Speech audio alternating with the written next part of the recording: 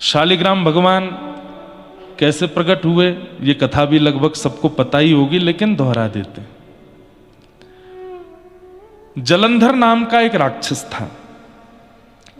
भगवान शिव के रोष से प्रकट हुआ था, क्रोध से। इतना तीव्र था कि उसको कोई सहन नहीं कर पा रहा था।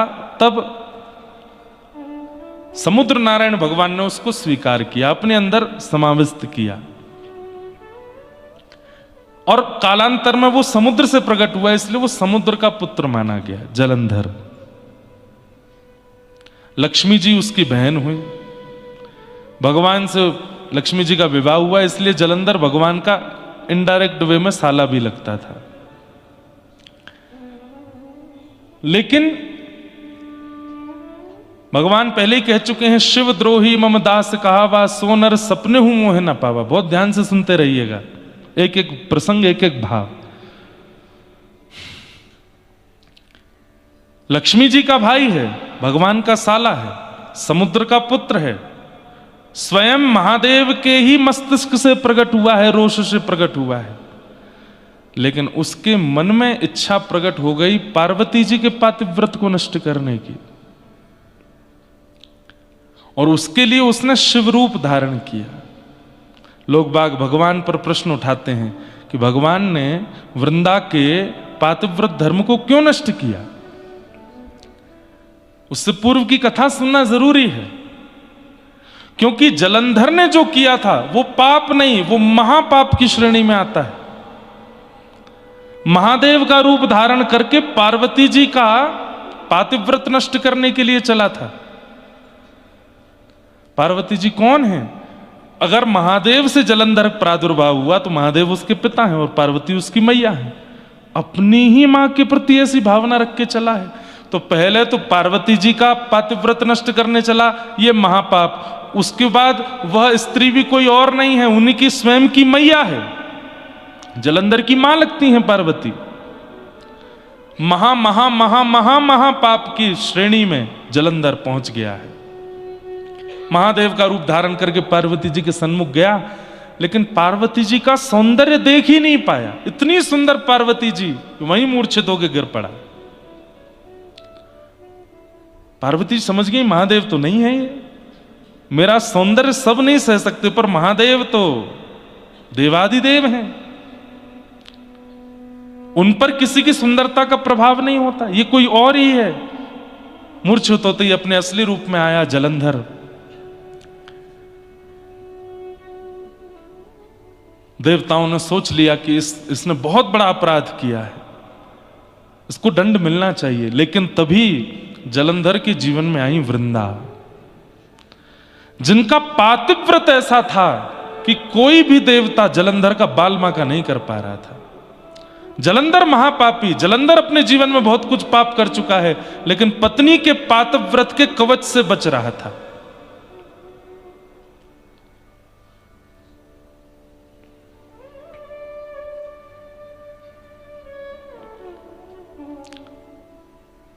ठाकुर जी को जब ये बात पता चली तो भगवान बोले ठीक है, ये काम हम कर सकते हैं। तब किसी ने कहा वृंदा को बहुत कष्ट होगा, वृंदा को बहुत पीड़ा होगी। तो ठाकुर जी बोले जीवन भर वृंदा को हम सुख प्रदान करने के लिए तैयार हैं, परंतु जलंधर ने जो पाप किया है उसका दंड उसको मिलना चाहिए। और बंधुओं, एक बात बड़ी स्पष्ट समझ लीजिएगा, मेरी बात को अन्यथा मत लीजिएगा, बहुत ध्यान से सुनिएगा। ये जो विवाह होता है ना, विवाह के बाद कन्या के हाथ में जिस वर का हाथ दिया जाता है वो साक्षात नारायण स्वरूप है और कन्या लक्ष्मी स्वरूप है। यदि कन्या उस वर के प्रति नारायण बुद्धि रख के, परब्रह्म बुद्धि रख के, पति परमेश्वर होते हैं ना, उनको परमेश्वर मान करके यदि सेवा करे और उनके प्रति कोई दोष ना रख के उनके प्रति पूर्ण समर्पण कर दे, तो भगवान कहते हैं जिस प्रकार लड्डू गोपाल की सेवा करते हैं, घर में राधा कृष्ण की सेवा करते हैं, जगन्नाथ जी की सेवा करते हैं, सेवा करते करते करते करते एक दिन मैं इतना प्रसन्न हो जाता हूं कि वह विग्रह की आवश्यकता नहीं होती, मैं स्वयं प्रकट हो जाता हूं। भगवान कहते हैं संसार में जितने भी पति हैं वो सब मेरे विग्रह हैं, उनके प्रति पत्नी का क्या भाव होता है मैं देखता हूं, और जब मुझे लगता है कि ये पूर्ण समर्पण से बिल्कुल त्याग में होकर के उसकी सेवा कर रही हैं, तब उस पति विग्रह को हटा के मैं आ जाता हूं, मैं ही उसको स्वीकार कर लेता हूं। पति विग्रह है, जैसे विग्रह की घर में सेवा होती है ऐसी सेवा वेवा कर दिया करो उसकी, उसके पाम दबा दो, उसको खाना पीना खिला दो, उससे प्रेम से बात कर लो। आजकल वुमेन एम्पावरमेंट वाले इसको बहुत गलत लेते हैं। क्यों? पति क्यों नहीं कर सकता? क्योंकि पत्नी उसको लक्ष्मी जी नहीं मिलेंगी ना, आपको ही नारायण मिलने वाले। और इस बात का प्रमाण वृंदा की कथा। वृंदा का पातिव्रत ऐसा है, जलंधर के क्या वृंदा नहीं जानती कि जलंधर ठीक नहीं है? जानती है, लेकिन फिर भी पति हैं मेरे, और उस पातिव्रत का पूर्ण रूपेण पालन कर रही है। देवताओं ने जाके भगवान से कहा, प्रभु आप जलंधर का रूप बना करके जाएंगे, संसार आप पर प्रश्न उठाएगा। भगवान बोले नहीं, पतिव्रता नारी के पातिव्रत का फल ही यही है कि विग्रह पति का अंतर्ध्यान होना और मेरी प्राप्ति हो जाना। और वृंदा को अब मेरी प्राप्ति होगी। और भगवान जलंधर का रूप धारण करके चले गए। वहां जलंधर युद्ध भूमि में था, बड़े बड़े बाण भी उसका बाल बाका नहीं कर पाते थे। क्यों? वृंदा का पातिव्रत। आज भगवान नारायण जब जलंधर रूप धारण करके गए और वृंदा ने जैसे ही देखा, बंधुओं पातिव्रत धर्म नष्ट हो जाता है। पति के अलावा किसी के प्रति प्रेम भरी दृष्टि से देख भी लो तो प्रेम भरी मतलब जिस दृष्टि से पति को देखते हैं उस दृष्टि से अन्य पुरुष को देख भी लिया तो धर्म नष्ट हो जाता है। अब सामने द्वार पर जलंधर के रूप में भगवान खड़े, और जैसे ही उसने देखा आप ठीक, आप आ गए, रुकिए मैं थाल पूजा का लाती हूं, और उसी भावना से जैसे भगवान को देखा पातिव्रत धर्म नष्ट हुआ और जलंधर की मृत्यु हो गई। जब पता चला, अपने पति के सर को धड़ से अलग देखा, वृंदा ने, तुम कौन हो? तुम मेरे पति नहीं हो। शंख चक्र गदा पद्मधारी श्रीमन नारायण प्रकट हो गए। प्रकट होकर के कहा, वृंदा तुम्हारे पातिव्रत धर्म से प्रसन्न होकर मैं तुम्हें प्राप्त हो रहा हूं। लेकिन वृंदा का पातिव्रत ऐसा कि साक्षात नारायण सामने आ गए हैं, लेकिन फिर भी असुर बुद्धि वाला पति ही प्रिय है। अरे तुम्हारे पास हृदय नहीं है क्या? अरे हृदय की कोमलता कहां चली गई? नारायण बने घूमते हो, परमात्मा बने घूमते हो, मेरे पातिव्रत को तोड़ने के लिए आपने बिल्कुल भी यह विचार नहीं किया कि मैं कितने कष्ट पीड़ा में चली जाऊंगी। आपके पास हृदय नहीं है, पाषाण है। मैं श्राप देती हूं, आप पाषाण हो जाओ। भगवान बोले, हम पाषाण हो जाएंगे? तो भगवान को कृपा करने के बदले तुम श्राप दे रही हो, तो इस दंड पर हम भी तुम्हें श्राप देते हैं कि तुम भी झाड़ बन जाओ। और झाड़ काहे की बनोगी? बोले तुलसी की। हम बनेंगे शालिग्राम और तुम बनोगी तुलसी महारानी, तब भी तुम्हारा संग नहीं छोड़ेंगे। क्यों? तुम्हारा पातिव्रत धर्म हमको बहुत प्रिय लगा है। जब तक पृथ्वी पर मेरी अर्चना सेवा चलती रहेगी वृंदा, तुम मेरे समीप ही रहोगे। और भगवान शालिग्राम बन गए। शालिग्राम बन के दामोदर कुंड में विराजमान हो गए, और ये पूरा शालिग्राम क्षेत्र है। शालिग्राम भगवान साक्षात नारायण स्वरूप माने जाते हैं। उनकी आराधना, पूजा, सेवा, अर्चना, अब उसके कितनी महिमाएं ये तो हम 7 दिन तक सुनते ही रहेंगे। धो के पी लो, दिखा के खा लो, इतनी सामान्य सी सेवा है। शालिग्राम भगवान को निला करके चरणामृत पी लो, प्रसाद दिखा के पालो, बस ये सबसे इससे ज्यादा कुछ नहीं करना है। और बस एक काम और, क्या? शालिग्राम भगवान सदैव तुलसी जी के साथ में रहे। शालिग्राम भगवान प्रकट हो गए मुक्तिनाथ क्षेत्र से, और वृंदा यानी कि तुलसी, उनके साथ सदैव आपका निवास होने लगा।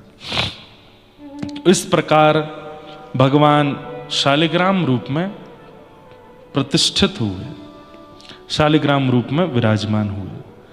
अब यहां नेपाल में जो गंडकी मैया हैं, इनको कृष्ण गंडकी कहते हैं और आजकल की भाषा में काली गंडकी बोलते हैं। काली गंडकी आप देखेंगे तो गंडकी जी का जो जल भी है वो भी काला है, पर मूल नाम उनका कृष्ण गंडकी है। कृष्ण मतलब भी काला ही है, कृष्ण गंडकी। एक यहां श्वेत गंडकी भी है, एक श्वेत गंडकी है, एक कृष्ण गंडकी है। ये कृष्ण गंडकी है जो पूरे रास्ते हमको दर्शन देते आ रही थी। आप में से पता नहीं किसी ने, एक आध ने तो किए होंगे। जोमसोम जब आपने हवाई पट्टी पार करी, उसके बाद में एक बहुत बड़ी शालिग्राम शिला गंडकी जी में विराजमान थी। लगभग सबने दर्शन किए उस शिला के। हाँ, वो शालिग्राम शिला मैंने भी कल, और उनमें भी चक्रांकित था, चक्र विराजमान। अब ये चक्रांकित कैसे है, इसके पीछे भी दो तीन कथा आती हैं। पहले गंडकी जी की भी एक कथा सुनो। शालिग्राम भगवान का एक और नाम है क्या? गंडकी नंदन। क्या नाम है? हाँ, क्योंकि गंडकी जो थी ये पूर्व जन्म में एक वैश्या थी और किसी कारणवश मजबूरी में वो कार्य हुआ होगा। लेकिन आप जब यशोदा जी का चरित्र सुनती थी, कौशल्या मैया का चरित्र सुनती थी, तो नेत्र सजल हो जाते थे। दुनिया की भावना रहती है कि वो परमात्मा मुझे प्रियतम रूप में मिले, लेकिन गंडकी जी अपने पूर्व जन्म में, मुझे नाम स्मृति में नहीं आया, कल पता चलेगा तो मैं बताऊंगा, अपने पूर्व जन्म में ठाकुर जी को यही प्रार्थना करती थी कि नाथ जय, जो सुख आपने यशोदा को दिया, जो सुख आपने कौशल्या को दिया, वो सुख मुझे भी दो, मैं भी आपको गोद में खिलाऊं। तो भगवान प्रसन्न हो गए। प्रसन्न होकर प्रकट होकर बोले, आपने इतनी अच्छी कामना करी है मैया, मैं वचन देता हूं। बोले क्या? कौशल्या मैया के गर्भ से तो एक बार आए हम, देवकी मैया के गर्भ से तो एक बार आए हम, लेकिन आपकी गर्भ से हम बार बार प्रकट हुआ करेंगे। कालांतर में हमारे रास विहार के समय, ध्यान से सुनिए, जब हम किशोरी जी के साथ रास विहार कर रहे होंगे, जब हम सियाजू के साथ रास विहार कर रहे होंगे, रास करते करते करते करते करते करते जब हमारे श्रम जल यहां, इसको गंडूश बोलते, वैसे कुल्ला मतलब मुंह भर के ऐसे कुल्ला करना, उसको गंडूश कहते हैं। पर इस क्षेत्र में जब पसीना आवेगा, प्रश्वेत आवेंगे, और वो जब यहां से गिरेंगे, गाल से नीचे जो बिंदु गिरेगा वही आपका रूप होगा। गंड क्षेत्र से प्रकट हुई, इसलिए उनका नाम है गंडकी। भगवान के गालों से उनका प्रादुर्भाव है। ये वही है जो पूर्व जन्म में भगवान को कह रही थी कि हमारे लिए पुत्र बनो, और ठाकुर जी बोले हम आपके लिए पुत्र रूप में शालिग्राम बन के आएंगे, और मैया आपकी ही कल कल लहरों में हम झूलते रहेंगे, कभी इधर कभी उधर, कभी ऐसी झुलाती रहना हमको, हम आपकी ही गोद में रहेंगे। तो मैया की इच्छा पूरी करके यहां गंडकी मैया प्रकट हुई, भगवान के गालों से प्रकट हुई, और प्रश्वेत का बिंदु है, पसीने के बिंदु, और उससे गंडकी मैया, और इन्हीं के भीतर से शालिग्राम भगवान, जो इनको वरदान दिया था उस भाव से। अब तीसरी कथा सुनो। एक राक्षस था, तो वो राक्षस हिमालय पर बैठ करके तपस्या कर रहा था। तपस्या का नियम है कि नारदो देव दर्शन से पहले नारद जी का दर्शन होता है। बहुत ध्यान से सुनिएगा। नारद जी महाराज प्रकट हो गए, नारायण नारायण नारायण, वरदान मांगो वरदान मांगो। उसकी आंख खुली, सीधे भागा नारद जी के पीछे। नारद जी बोले, अरे बड़ा विचित्र आदमी है भाई, पीछे क्यों भाग रहे हो? बोले, मैं तप कर रहा था, जिस कामना से वो कामना पूरी हो गई। बोले, क्या कामना है बताओ तो सही। दौड़ते दौड़ते ही पूछ रहे नारद जी। बोले, मैं बहुत दिन का भूखा हूं, बहुत दिन से भूख लगी थी, तो मैंने सोचा दुनिया में जो सबसे सुंदर होगा उसी को खाऊंगा। आप मिल गए मुझको। नारद जी बोले, ओ भैया तेरे हाथ जोड़े, मुझसे भी सुंदर कोई है? नहीं नहीं नहीं नहीं, आपसे सुंदर। अरे देखो क्या सुंदर केश हैं आपके, क्या सुंदर आंख है, क्या सुंदर आपका अरे भैया तुम मेरे स्वरूप को भूल जाएगा, मैं तुझे ऐसा स्वरूप दिखाता हूं। बोले कौन से? लेके गए उसको बद्रिकाश्रम, और वहां शंख चक्र गदा पद्मधारी श्रीमन नारायण विराजमान। बोले वो देखो। जैसे ही उस राक्षस ने देखा, राक्षस ने कहा, बोले हाँ ये तो आपसे भी ज्यादा सुंदर है, मेरे तो मुंह में पानी आ गया इनको देख के, अब मैं इनको खाऊंगा। जैसे ही भगवान को खाने के लिए दौड़े, भगवान बोले रुक जा भैया, क्या कर रहे हो? बोले मैं खाऊंगा, मैंने तपस्या की थी, पहले नारद जी बढ़िया लगे, उनसे बढ़िया आप हो, और आपसे बढ़िया दुनिया में कोई हो नहीं सकता। ठाकुर जी बोले देखो मैं तुमको रोकूंगा तो नहीं, तुम खाना चाहो तो खा लो, पर इतनी सारी सिद्धियां, योगनियां और देवी देवता मेरे चारों तरफ रहते हैं कि तुमने मेरे शरीर का स्पर्श भी किया ना तो जल के भस्म हो जाओगे, इसलिए खाना बहुत दूर की बात है। मेरी इच्छा कैसे पूरी होगी? मेरी तपस्या विफल हो जाएगी। नहीं तो बताओ तो इसको खाऊं? नारद जी हाथ जोड़े पीछे खड़े हैं। मुझे बताइए क्या कर सकता हूं? तो भगवान बोले तुम चिंता नहीं करो। बोले क्या, कैसे होगा? बोले तुम एक देखो, तप करके तुमने परमात्मा को ही खाने की इच्छा रखी है तो ये अपराध किया है, और इस अपराध के कारण तुम एक कीड़ा बनोगे, और कीड़ा बन के तुम पहुंच जाओगे गंडकी में, और वहां जब जब मेरा स्वरूप तुमको मिलेगा, अनेक पत्थर होंगे उसमें, लेकिन और किसी में तुमको स्वाद ही नहीं आएगा, सबसे सुंदर शालिग्राम शिला वो जैसी मिलेगी तुम उसको काटा करोगे, खाया करो, खूब प्रेम भर के हमको खाओ, बढ़िया सुंदर चक्राकृति बनाओ, गणेश आकृति बनाओ, शिव आकृति बनाओ, जगन्नाथ आकृति बनाओ, जैसे तुम्हारा मन करे खाते रहना। तो वही राक्षस कीड़ा बन के गंडकी में आ गया, और किसी पत्थर को नहीं खाता है वो केवल शालिग्राम भगवान के पास जाता है, और उनके भीतर जाके कहीं कहीं नृसिंह बना देता है, कहीं कहीं चक्राकृति बना देता है, कहीं पर राम दरबार, हमारे पूज्य मल्लुपीठ वाले महाराज जी की सेवा में राम दरबार है शालिग्राम भगवान में, गणेश आकृति बन जाती है, शिव आकृति बन, ऐसे आकृतियों से युक्त सुंदर सुंदर शालिग्राम भगवान की सेवा भी करता है और अपनी पेट पूजा भी करता है। एक ये कथा, इसलिए चक्राकृति बनती है।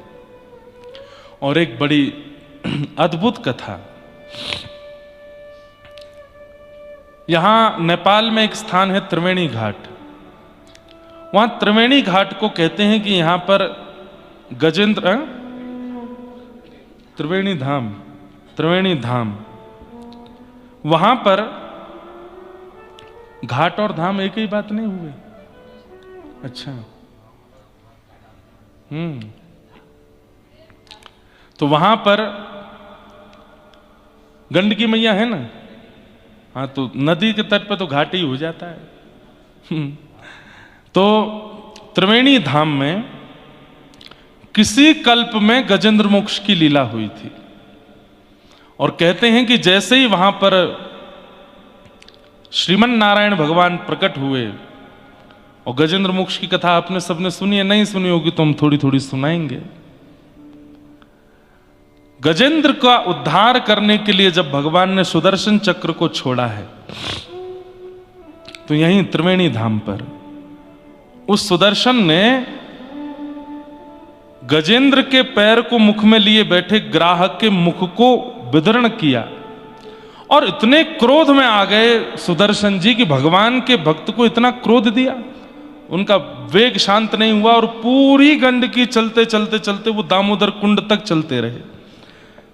इस बीच में जितने भी शालिग्राम शिलाएं आईं, सबका सुदर्शन जी ने स्पर्श किया, और उन सब में सुदर्शन आकृति प्रकट हो गई, इसलिए वो चक्राकृति शालिग्राम है। यह भी एक कथा बताई जाती है। कुल मिलाकर के आप जिस धाम तीर्थ में बैठे हैं ये सामान्य नहीं है, और ये भी हमने सुना है कि दामोदर कुंड में आप तुलसी पत्र हाथ में लेकर के जैसे ही पधराते हैं, शालिग्राम भगवान अपने आप आकर के श्री तुलसी जी का स्पर्श कर लेते हैं। अब ये तो वहां जाके देखेंगे, अनुभव करेंगे कैसे है, क्या है। शालिग्राम का अर्थ क्या होता है? शाली का मतलब होता है, अब कई लोग शालेग्राम बोलते हैं, कई शालिग्राम बोलते हैं, पर जो भी कहें इसका अर्थ क्या है? समस्त देवताओं का समूह जहां विराजमान है उनको शालिग्राम कहते हैं। सारे देवता विराजमान हैं उनके अंदर, किसी का आवाहन, जैसे गऊ में किसी का आवाहन नहीं करना पड़ता, सब देवता उसके अंदर विराजमान हैं, ऐसी शालिग्राम भगवान। सारे देवता जिसके अंदर विराजमान हैं वही शालिग्राम। अब एक अंतिम बात पे आऊं मैं, फिर उसके बाद महात्मा कह के विश्राम करेंगे। विश्व में जहां कहीं भी आप भगवान का दर्शन कर रहे हो, अगर वो शालिग्राम निर्मित हैं तो उन सबका जन्म स्थान मुक्तिनाथ धाम है, वो यहीं से ही गए हैं। बद्रिकाश्रम में बद्री विशाल भगवान शालिग्राम स्वरूप है, कहीं ना कहीं से पूर्व में वे भी मुक्तिनाथ धाम से गए। श्री जगन्नाथ महाप्रभु के हृदय में जीवित शालिग्राम है, जीवित शालिग्राम विराजमान है, जो कि पहले नील माधव भगवान थे, और उनकी विस्तार से कथा हम सुनाएंगे जून में, 28, 29, 30 जून जगन्नाथपुरी में। वे शालिग्राम भगवान भी यहीं से गए। हमारे तिरुनारायण तिरुपति बालाजी वे भी शालिग्राम स्वरूप हैं। हमारे श्री रंगनाथ भगवान जो कि दक्षिण में विराजमान है, उनका तो पूरा मंदिर ही शालिग्राम का है, वे भी यहीं से गए हैं। वृंदावन के राधा रमण लाल वे भी यहीं से गए हैं, श्री राधा रमण लाल भी यहीं से ही गए हैं।